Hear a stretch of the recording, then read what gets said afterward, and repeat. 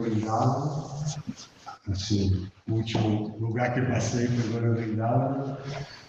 Fomos participar do festival de Vyasa Puja de Purushtha Swami, que foi muito bonito, com a presença de muitas pessoas, foi bem legal. E daqui eu saio amanhã para a Argentina. Vou para São Paulo, de lá eu viajo para a Argentina, onde eu vou passar os últimos 3 meses do nosso curso Bhakti Shastra presencial em Córdoba, lá na Argentina.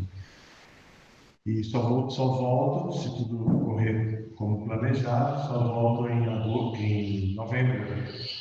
E aí vou fazer de novo, ver se dessa vez vai dar certo também, como agora deu, fazer um esforço para passar aqui outra vez, porque é sempre maravilhoso vir a Nova Gokula. Já falei, quase sempre falo isso quando venho aqui, é muito emocionante estar em Nova Gokula. Nova Gokula tem a sua identidade espiritual, que nem sempre é percebida, mas tem a sua identidade espiritual que está difundida por todo o território dela. E, embora não seja tão fácil acessar essa identidade espiritual para os residentes, é tão fácil que às vezes o próprio residente se sente tanto no mundo espiritual que nem entende que está no mundo espiritual. Uma espécie de yoga maya, como acontece com os associados de Cristo. Esse é o poder também do Dhamma Sagrado. No tema de hoje do Bhagavatam, nesse capítulo 84, esses 2 versos, é sobre isso, estava lendo exatamente agora, um pouco antes.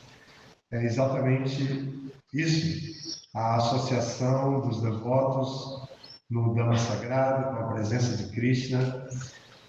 O título do capítulo é Os Ensinamentos dos Sábios em Kurukshetra. Então vamos ler esses 2 versos, os 67 e 68, com a tradução e significado que são dados pelos discípulos de Prabhupada, encabeçados por Hridayananda Maharaj. Om Namo Bhagavate Vasudevaya. Om Namo Bhagavate Vasudevaya. Om Namo Bhagavate Vasudevaya. Om Namo Bhagavate Vasudevaya. Om Namo Bhagavate Vasudevaya. Om Namo Bhagavate Vasudevaya. Então, os versos 67 e 68 estão aqui juntos. Maravilha. O 66 não foi bem lido. Se puder ler, por favor. Ah, é? Tá certo. Então eu vou recitar esses versos aqui com vocês, depois eu volto para o 66 na hora de ler as traduções, ok? Eu vou ler o sânscrito sozinho do 66. Nandastu Sakyu Priya Kris Prema Govinda Ramayo Adya Swaiti Mahasamstri Yadubhir Manito Vasat Tatakamae Puryamana Sabraja Sahabandava Paradya Varana Chauma Nananagya Parichidhai Vasudevo Grasenabhyam Krishnodava Baladidhi Gatamadaya Paribham Yapito Yadubhiryayo. Então, a tradução dos versos diretos, sem palavra por palavra, do 66, que não está na lousa, e de sua parte, Nanda também estava cheio de afeição por seu amigo Vasudeva. Assim, durante os dias seguintes, Nanda anunciou repetidas vezes: vou-me embora hoje mais tarde e vou-me embora amanhã. Mas por amor a Krishna e Balarama, ele permaneceu mais 3 meses lá, honrado por todos os yados. O significado desse verso é o seguinte: depois de resolver que iria embora bem cedo, Nanda então decidia: irei hoje mais tarde. E depois, quando chegava tarde, ele dizia: vou ficar só até amanhã. Srila Vishwanatha Chakravarti sugere uma possível razão para esse adiamento. Nanda secretamente tensionava levar Krishna com ele de volta para Vraja, mas não queria partir o coração de Vasudeva. Por isso, sua indecisão se estendeu por 3 meses. E aí vem então a tradução e o significado desses 2 versos que estão aí na luz. Então, depois que Vasudeva, Ugrasena, Krishna, Uddhava, Balarama e outros tinham satisfeito os desejos dele e o tinham presenteado com ornamentos preciosos, vinho fino e grande sortimento de apetrechos domésticos de valor inestimável, Nanda Maharaj aceitou todos estes presentes e se despediu. Na presença de todos os yados, ele partiu com os membros de sua família e os residentes de Vraja. Agora tem um significado grande. De acordo com Srila Vishwanatha Chakravarti, no final dos 3 meses, Maharaj Nanda aproximou-se de Krishna e disse-lhe: meu querido filho, por uma gota de suor de teu divino rosto, estou pronto para abandonar incontáveis vidas. Partamos agora para Vraja. Não posso ficar mais aqui. Em seguida, foi ter com Vasudeva e disse-lhe: meu caro amigo, por favor, manda Krishna para Vraja. E ao rei Ugrasena pediu: por favor, ordena a meu amigo que faça isso. Se recusares, terei de me afogar aqui, no lago do Senhor Parashurama. Olha só, se não crês em mim, nós, gente de Vraja, viemos a este lugar sagrado não para ganhar algum crédito piedoso por ocasião do eclipse solar, mas para levar Krishna de volta ou morrer.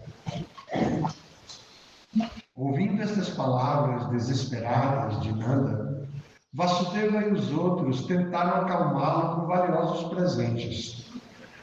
Muito versado na arte da diplomacia, Vasudeva consultou seus mais fidedignos conselheiros e então satisfez Sri Nanda, dizendo-lhe: meu caríssimo amigo, ó rei de Vraja, é sem dúvida verdadeiro que nenhum de vós pode viver sem Krishna.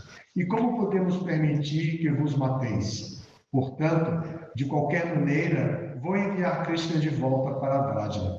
Farei isso logo depois de acompanhá-lo e a seus parentes e amigos. Entre eles, muitas mulheres desamparadas, de volta a Dwarka. Então, bem no dia seguinte, sem tentar impedi-lo de nenhum modo, deixá-lo-ei partir para Vraja no momento auspicioso do dia. Isto eu te juro 1000 vezes. Afinal, como podemos nós, que viemos aqui com Krishna, voltar para casa sem ele? O que as pessoas dirão de nós? És um grande erudito em todos os assuntos, então, por favor, perdoa-me por fazer-te este pedido.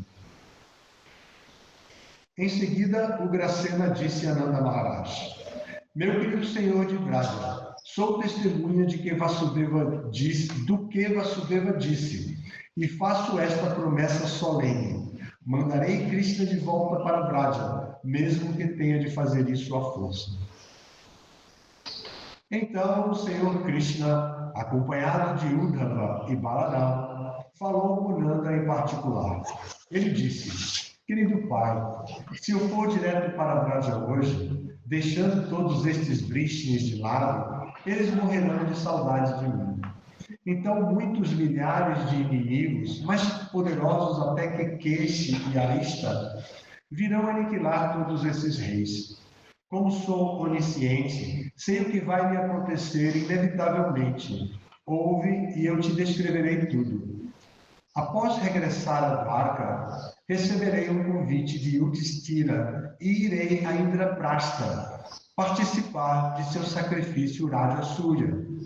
Lá matarei Vishishupala e depois voltarei outra vez para Dwarka e matarei Shaula. Em seguida, viajarei para um lugar logo ao sul de Mathura para salvar-vos matando Dantavakra. Então voltarei para Braja. Verei todos os meus velhos amigos e sentarei de novo em teu colo com grande prazer. De fato, com grande felicidade, passarei o resto de minha vida convosco. Deus escreveu este destino em minha testa, e está escrito em vossas testas que até o dia de meu retorno deveis tolerar a separação de mim. Nem os vossos destinos podem ser mudados. Então, por favor, encontra a coragem de deixar-me aqui por hora e vai para casa em Braja. E se enquanto isso, vós, meus queridos pais, e vós, meus queridos amigos, ficardes aflitos com o inevitável destino escrito em nossas testas, então sempre que me quiserdes dar a comer alguma iguaria, ou jogar comigo, ou apenas ver-me, basta fechardes os olhos, que eu aparecerei diante de vós, para transformar vosso tormento em flores do céu e satisfazer todos os vossos desejos. Eu vos prometo isto, e os jovens amigos, cujas vidas salvei no incêndio na floresta, podem confirmar minhas palavras. Convencido por todos estes argumentos de que a felicidade de seu filho era da maior importância, Nanda aceitou os presentes oferecidos e se despediu, acompanhado pelo grande exército dos Yadus. Um tema super interessante, né? Teologicamente, é um dos temas mais elevados, porque trata do humor de separação das pessoas que amam a Krishna, dos associados de Krishna. E é um mistério teológico e muito difícil de ser compreendido. Na verdade, é como um enigma, mais que mistério, é como um enigma. Os devotos, de um modo geral, recebem a compreensão que vem da corrente de sucessão discipular. E, por causa disso, os devotos compreendem de maneira adequada e não se deixam sensibilizar a nível sentimental. Eles sensibilizam sua inteligência e apreciam Krishna em sua onipotência muito mais. Quando eles veem o estado de humor, de separação que os associados de Krishna desenvolvem quando estão prestes a deixar Krishna, como aqui se descreve no caso de Nanda Maharaj, que ia sempre adiando a sua saída de lá, né, de Kurukshetra. Então, da mesma forma que Nanda Maharaj ia adiando porque queria ficar perto de Krishna, e Vishwanatha Chakravarti explica, de acordo com o significado aqui de Dayananda Goswami, que Vishwanatha Chakravarti diz que, na verdade, ele adiava porque ele tinha a esperança de poder levar Krishna de volta. Ele intencionava levar Krishna de volta para o Braja. A saída de Krishna de Braja já foi descrita anteriormente, quando Akrura foi até lá com uma quadriga e, a despeito de todas as barreiras que foram feitas em diferentes níveis, primeiro de argumentações e depois barreira física que as golpes fizeram, e pensavam, vamos ficar na frente porque ninguém mata a mulher, vamos ficar na frente, ele não vai ter coragem de passar por cima de mim. da gente. E ficaram mesmo. E realmente a cura parava, e Krishna falava, e ia bem devagarzinho, a quadriga ia saindo muito devagarzinho, até que pegou a estrada definitivamente. Mas isso é teologicamente também um tema importante, porque Krishna nunca deixa os seus devotos, e especialmente aqueles devotos que estão em madura raça, que estão no humor conjugal. Krishna sempre está presente. Com essa premissa de nunca abandonar os seus devotos, Krishna, de fato, nunca sai de Vrindavan, mas ele vai viver no coração de cada habitante de Vrindavan, de cada habitante de Braj. Ele já não vai viver na convivência social que ele vinha fazendo junto com todos eles, né? Brincando, jogando, comendo, tomando banho, a mãe Yashoda arrumando ele, pedindo ajuda dos meninos que queriam ajudar, que queriam dormir na casa de Krishna, para poder de manhã ajudar a mãe Yashoda a vesti-lo, a procurar os ornamentos adequados para colocar em Krishna e tudo mais. Todo aquele aspecto interpessoal desaparece. E Krishna, no recôndito do coração do devoto, vai fazer com que o devoto viva em estado de separação e por esse nível de experiência ele se conecta diretamente com Krishna. E Krishna o instrui, Krishna dá prazer, Krishna dá tudo mesmo nessa condição. E quando eles se reúnem e falam sobre Krishna, então o fato de falarem sobre Krishna, que tecnicamente é conhecido como Krishna Katha, o fato de falar sobre Krishna faz com que todos eles vivam a mesma experiência de estar próximo de Krishna, porque Krishna é absoluto. Então, os seus santos nomes, como nós que somos orientados por Prabhupada a cantarmos os nomes de Krishna, Krishna vive da mesma maneira que ele vive nos seus passatempos, ele vive nos seus nomes. E da mesma maneira que vive tanto nos passatempos como nos nomes, ele vive na lembrança dos passatempos, que é Smarana. E é um tipo de serviço devocional.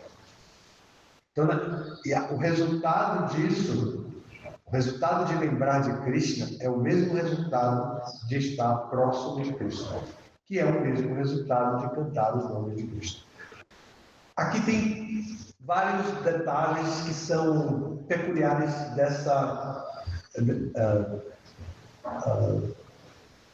desse capítulo, dessa parte do 10º canto, que não são mais os passatempos infantis, mas passatempos de Krishna depois de estar residindo em Dwarka. E então nós vemos o encontro de Nanda Maharaj com Vasudeva. E esse encontro é muito significativo, porque Vasudeva era consciente de que Krishna era seu filho e que havia sido criado em Vraja como um filho de Nanda Maharaj. E ali, como filho de Nanda e Yashoda, Krishna realizou seus passatempos infantis e começo da juventude até 16 anos, como fala escrito em outra parte. E aí, nesses passatempos, Krishna mata alguns demônios que atacam Vrindavan, que atacam ele, atacam a comunidade de Vrindavan. Entre eles, os que foram citados aqui na conversa de Krishna com Nanda Maharaj, falando em particular do seu pai, e dizendo para ele: eu preciso ir com os devotos de Dwarka, os Vrishni, eu preciso ir com eles, porque senão eles vão morrer de saudade. E além disso, a cidade vai ficar enfraquecida e inimigos muito perigosos, piores inclusive, aí ele cita os dois, né? Aristácula, podem atacar eles. Então eu preciso estar para protegê-los. E Nanda Maharaj, que teve a experiência de ver Krishna protegendo o Vrindavana, muito mais do que eles adultos poderiam proteger, facilmente pode acreditar nas palavras de Krishna de que ele precisaria estar em Dwarka para proteger a cidade da mesma forma que protegeu Vrindavana. Na conversa de Nanda Maharaj com Vasudeva, eles se tratam como amigos, mas eles são irmãos por parte de pai. Eles são filhos de Surasena. E quando aqui Nanda Maharaj se volta para Ugrasena, que é o pai de Kamsa, que agora, com a morte de Kamsa, voltou ao reino, ao trono do reino de Mathura. Então, ele diz, meu amigo, mas porque eles realmente tinham uma amizade muito grande.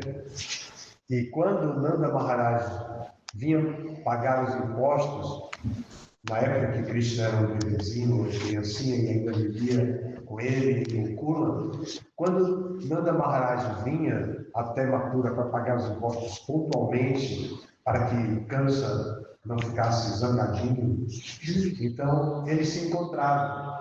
E Vasudeva tinha o maior cuidado de perguntar pelos filhos: como vai sua família? Perguntava assim, primeiro, muito amplamente, né? Como vai sua família? Como vão todos? E como está Krishna? Até chegar a perguntar como vai Krishna. Porque ele não queria que Nanda Maharaj descobrisse naquele momento que Krishna era adotivo dele, né? Tinha sido adotado por ele. Então, esses versos, os 3 que nós lemos, tratam desse mesmo assunto. Nanda Maharaj, cheio de afeição por Krishna, adiando sua viagem, cheio de afeição por seu amigo Vasudeva, se aproxima dele para pedir que ele vá. E vocês perceberam que foi explicado aqui que Vasudeva era perito em diplomacia. A gente já conhece isso, né? Do nascimento de Krishna. Todo Janmastami, em geral, a gente fala do aparecimento de Krishna.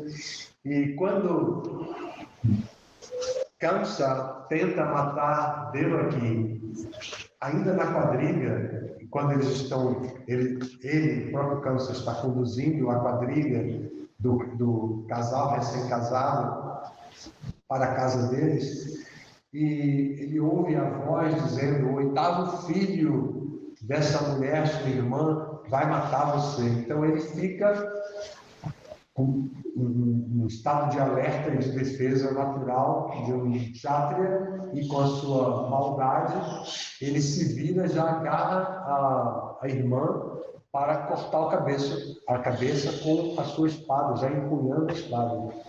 E o Bhagavad explica, o mesmo que está aqui, que Vasudeva, cuidadosamente, com palavras diplomáticas, se aproxima de Kamsa para dizer: não faça isso, ela é uma menina, é sua irmã, e é o dia da festa de casamento dela. Como você pode fazer uma coisa dessa? Eu lhe dou minha palavra, que se houver filhos, porque nem sabemos se haverá, estamos casando agora, se houver filhos, eu trarei para você matar. Eu trarei, entregarei todos a você. Como de fato fez meus Krishna. Então, assim, com essa diplomacia que se refere aqui, não é falsidade, não é como a gente entende pejorativamente a diplomacia, é a negociação com palavras que são respeitosas com a outra pessoa, que podem que podem dar a entender o que a pessoa quer, mas não é mentira, não é falsidade, não é enganação. É somente para acalmar o outro, o que talvez hoje pudéssemos chamar de comunicação não violenta.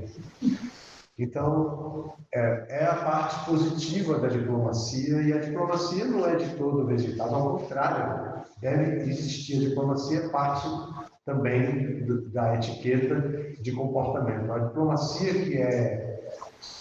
que é rejeitada, que é criticada, é a que apresenta a linguagem dúbia, de duplicidade.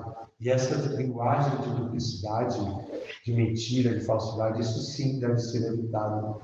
Mas ainda assim, para se apresentar um assunto difícil, a pessoa deve buscar as palavras adequadas de forma que a outra pessoa não se sinta humilhada, maltratada, ignorada, ou o que for, e possa então despertar da sua capacidade de compreensão para compreender. Isso é o que se entende por diplomacia. Achei que também podíamos mencionar isso. Então aqui nós vimos, esse eclipse também é dito como auspicioso. A gente escuta dizer que eclipse é inauspicioso por parte dos astrólogos. Mas esse em especial, aqui no próprio texto do Bhagavatam, no outro verso eu estava lendo, explica que é no momento auspicioso de um eclipse solar. Então, a comunidade de Dwarka sai para a região de Hastinapura, onde está Kurukshetra, a comunidade de Mathura sai de Mathura até lá, e a comunidade de Vrindavana, dirigida por Nanda Maharaj, também vai. Então, são essas 3 comunidades que se encontram em Kurukshetra. Isso é cheio de experiências, simbologias e tudo. Inclusive o Ratha Yatra também representa também a volta de Krishna para Vrindavana, sendo puxado, né, junto com os seus irmãos, sendo puxado pelos Rajavasas. Então esse é um tema aqui, é um tema muito interessante. Esse estado de Nanda Maharaj, que é Laulia, que é o estado de lamentação, mas ao mesmo tempo tentando controlar a sua lamentação, o seu choro, tudo mais. Em dado momento ele chora. Quando Vasudeva fala de Nanda Maharaj, as lágrimas caem dos olhos. Um homem kshatriya, super inteligente, chorando em público, significa emoção verdadeira. Não é um ponto de fraqueza ou qualquer outra coisa sentimental. É uma emoção genuína de afeto. Então, todos esses grupos comunitários se encontram para um grande festival auspicioso ali em Kurukshetra. E eles se encontram e intercambiam uma relação de afeto com diferentes níveis, e isso deixa Krishna plenamente satisfeito, deixa todos eles satisfeitos, mas chega o momento da partida, e então é o que o capítulo está tratando aqui, quando Nanda Maharaj se convence. Porém, o capítulo tem o título Os Ensinamentos dos Sábios de Kurukshetra. Esses ensinamentos, que aqui são dados por Narada, Vyasa, que estavam aqui também, são muito especiais para que a filosofia da consciência de Krishna a respeito da verdade absoluta fique muito clara para os leitores do Srimad Bhagavatam, e que eles nunca se percam do fio filosófico que conduz toda a linguagem do Bhagavatam para demonstrar Krishna como a suprema personalidade de Deus. E esse 10º canto é o que vai revelar a cara de Krishna, a fisionomia de Krishna. Numa metáfora a respeito dos cantos do Bhagavatam, como os primeiros 2 cantos são considerados os pés de Krishna, o 10º canto é considerado como a face de Krishna, porque revela a identidade, a personalidade de Krishna como a pessoa suprema. Então, esse é o tema aqui. Obrigado pela atenção de vocês. Se tiverem alguma pergunta. ¿Cuál es la diferencia entre Paramatma en el corazón de las entidades vivas y Krishna en el corazón de los habitantes de Vrindavan? Não há diferença sob o ponto de vista de quem é Paramatma. Paramatma é Krishna. Paramatma é um desdobramento de diferentes expansões de Krishna para acompanhar a alma condicionada. Então, Krishna se expande nas expansões quádruplas lá de Goloka Vrindavana. Balarama se expande como na posição de Sankarsana, se expande como Karanadakashaya Vishnu, que se expande como Garubodakashaya Vishnu, que se expande como Kshirodakashaya Vishnu.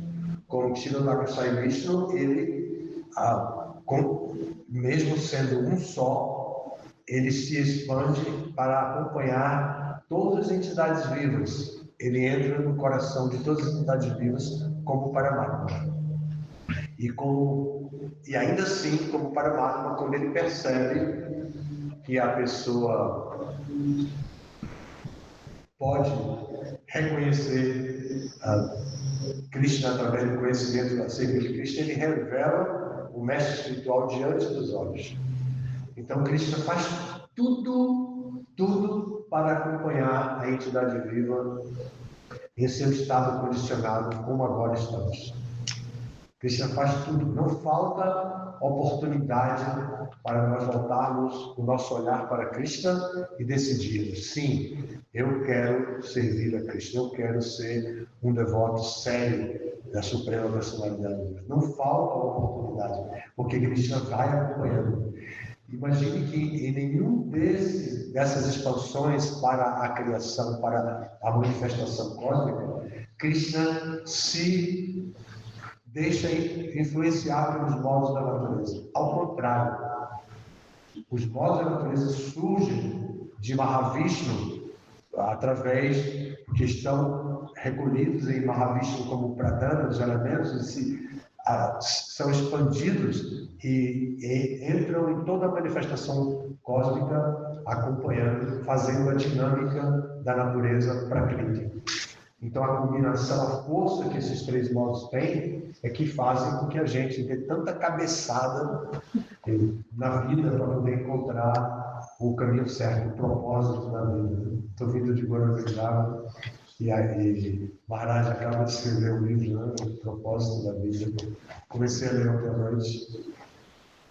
Então, é isso. A gente tem Krishna no coração, mas a gente não deve ter aquela sensação, como se diz popularmente, de Deus na barriga.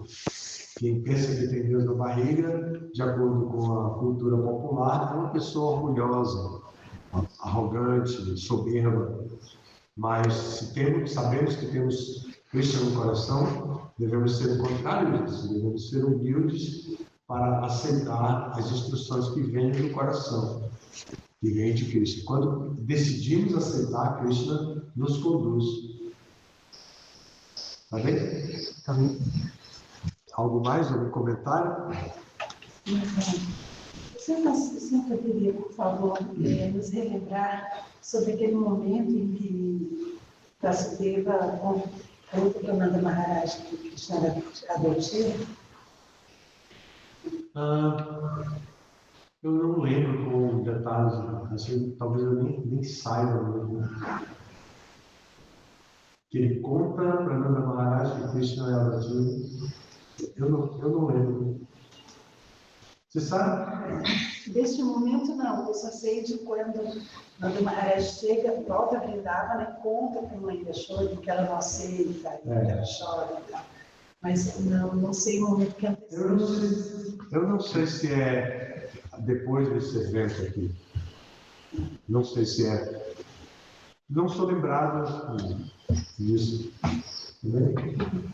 Ao longo assim, da nossa trajetória espiritual, né, a gente vai levando a Bhagavad Gita, Canta Japa, né, que é a deidade, e a gente vai mudando, né, e nessas mudanças, assim, a gente tem umas crises de identidade, né, você falou da identidade espiritual de Navamukula, né, e Krishna se revelando, eu já é um tema, né, que eu tenho pensado, essa questão das crises de identidade que a gente vai tendo ao longo do caminho espiritual, e queria saber, na experiência do senhor, como que a gente consegue tentar, assim, uma certa estabilidade, mesmo com tantas transformações, né, que a gente está tentando se desidentificar, mas ao mesmo tempo desenvolver autoconhecimento, né? O termo técnico, assim, para isso não para isso. A resposta está no termo técnico sadhya. Sadhya é o objetivo, é o para onde caminhamos. Por isso, no sadhana que o Prabhupada estabeleceu, todos os dias, quando repetimos as ofensas, então devemos evitar essas ofensas para rapidamente alcançar o sucesso desejado, que é Krishna Prema Bhakti. Esse é o sadhya do devoto. Então, em todas as fases da vida, a pessoa deve manter o seu objetivo. Meu objetivo é Krishna Prema Bhakti. Há uma diferença muito grande nos diferentes ashrams. E nos primeiros anos da ISKCON, esses 50 primeiros anos, agora já estamos com 60, mas os 50 primeiros anos da ISKCON, não há muita diferença entre um brahmachari, um grihasta, um vanaprastha, um sannyasi. Prabhupada mesmo disse isso e chamava os grihastas de grihastas brahmacharis. Então, mas, de fato, mesmo dentro do ashram de brahmachari, nós passamos por diferentes crises de identidade. Dentro do ashram de brahmachari. Ou brahmacharina. Dentro do ashram de grihasta, a mesma coisa. Por isso, no ashram de grihasta, é preciso saber quais são os sacrifícios básicos adequados, que austeridades os grihastas devem fazer. E não posso deixar de falar, Navamukula, vivi muitos anos aqui, essas paredes já escutaram sobre o que eu vou dizer agora muitas e muitas vezes. Mas na história do rei Puranjana tem um momento em que Puranjana, recém-casado, sai para caçar junto com o seu ministro sem sequer informar para a esposa recém-casada que ia sair.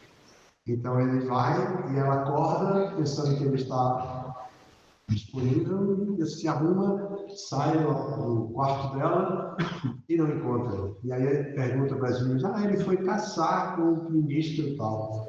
Caçar, ele não falou nada comigo. E fica muito mal. E chora muito, borra toda a maquiagem e fica muito mal assim, e ele chega.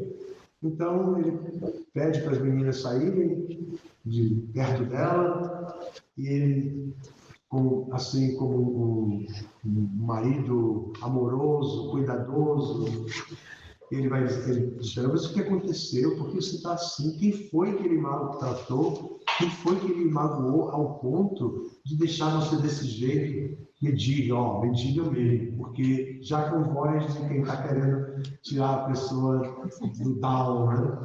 Aquela voz cheia de carinho e tudo mais. Então ele diga, sabe, porque eu sou portão. Se alguém me maltratou com a minha espada, eu corto a cabeça dele.